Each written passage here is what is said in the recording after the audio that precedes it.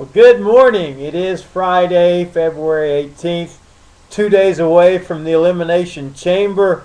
Cena Nation unite. John Cena going to win the Elimination Chamber match and go on to win at WrestleMania.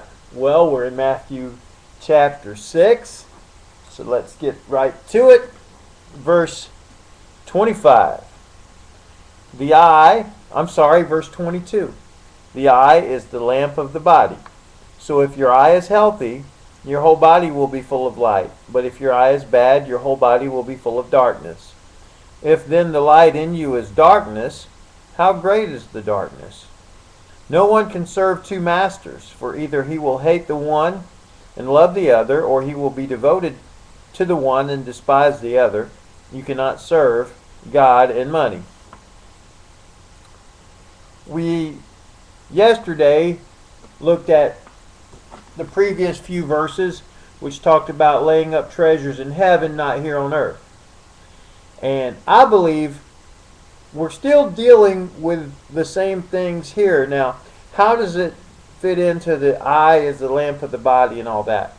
Well, I'm not sure this particular verse is necessarily referring to material possessions. However, the principle is whatever you're focused on. Now that's your eye, right? Whatever you're focused on determines how you're doing. Your whole thing. Right? So if you're focused on heavenly things, then your whole body, and that just represents everything about you, is going to be okay.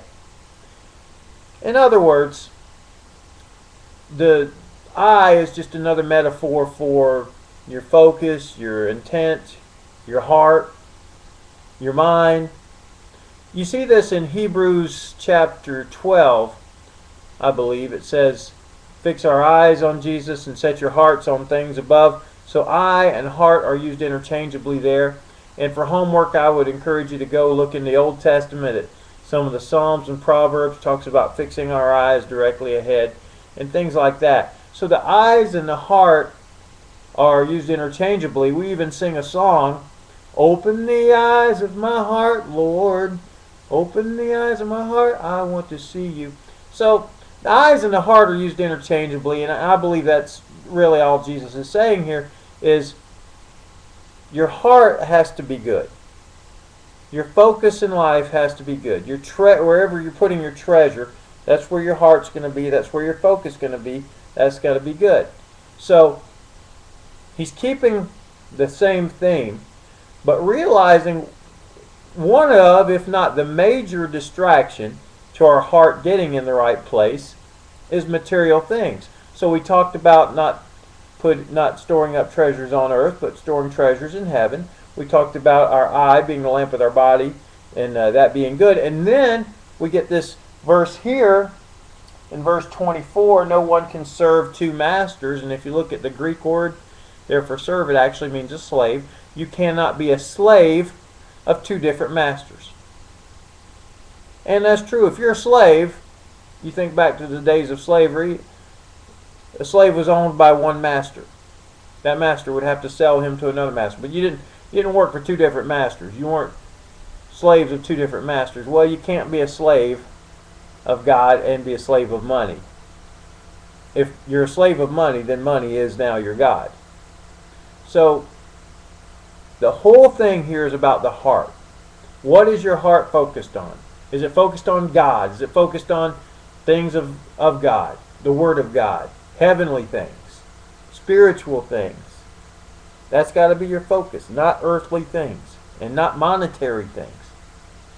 So many of us know, and we found this out in the last few years, these monetary things can be gone just like that. So you want to focus on things eternal. I think there's even a song that, fix your eyes on things eternal, hold to God's unchanging hand. That's right.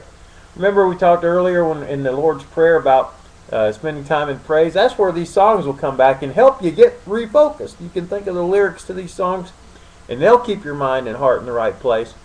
So I think that's what it's saying. I believe it's just basically a continuation of the same kind of thing he's been saying.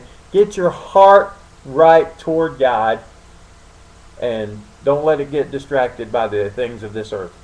All right, if you disagree, please let me know. I certainly could be wrong, but that's my take on it. And thank you for watching another edition of Take 5, and we'll be back tomorrow.